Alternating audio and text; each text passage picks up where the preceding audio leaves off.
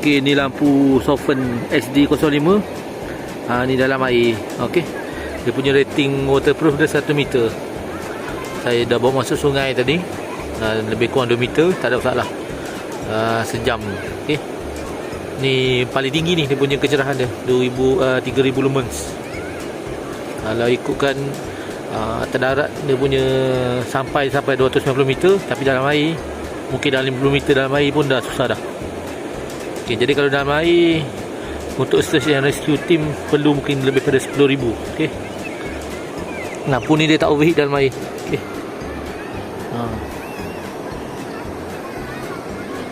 Okey.